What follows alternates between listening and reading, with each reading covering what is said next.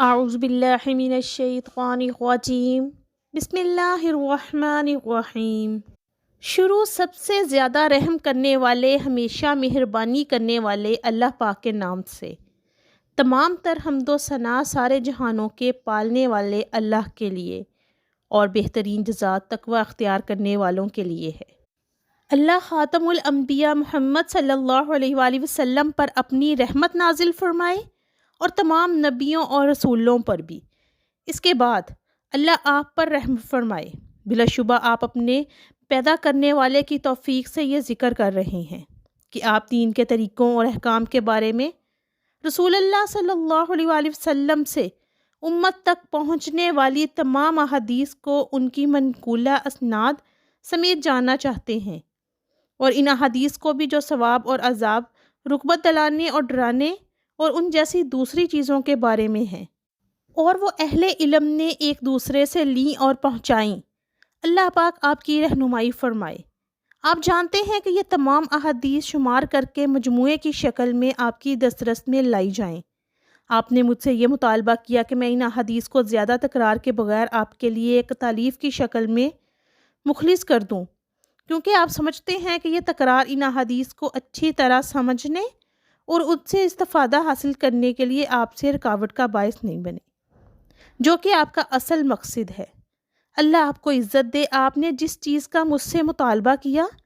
جب میں نے اس کے اور اس سے حاصل ہونے والے ثمرات کے بارے میں غور و فکر کی طرف رجوع کیا، تو مجھے یقین ہو گیا کہ انشاءاللہ اس کے نتائج قابل تعریف اور فوائد یقینی ہوں گے۔ اور جب آپ نے مجھ سے اس کام کی زحمت اٹھانے کا مطالبہ کیا،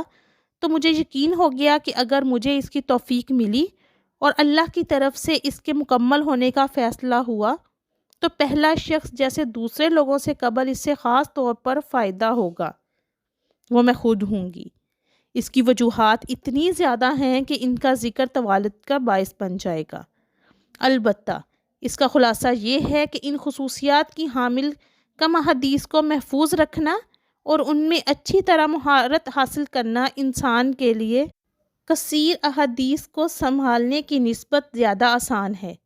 خصوصاً عوام میں سے ایک ایسے شخص کے لیے جو اس وقت تک ان میں سے صحیح اور ضعیف کے بارے میں بھی امتیاز نہیں کر سکتا، جب تک کوئی دوسرا اس سے اس فرق سے آگاہ نہ کرے۔ جب معاملہ اسی طرح ہے جیسے ہم نے بیان کیا،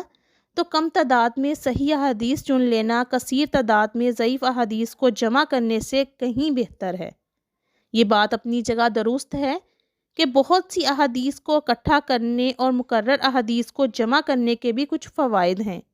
اب ہم آگے ان تمام احادیث کو لیں گے جو سنداً نبی اکرم صلی اللہ علیہ وآلہ وسلم سے بیان کی گئیں،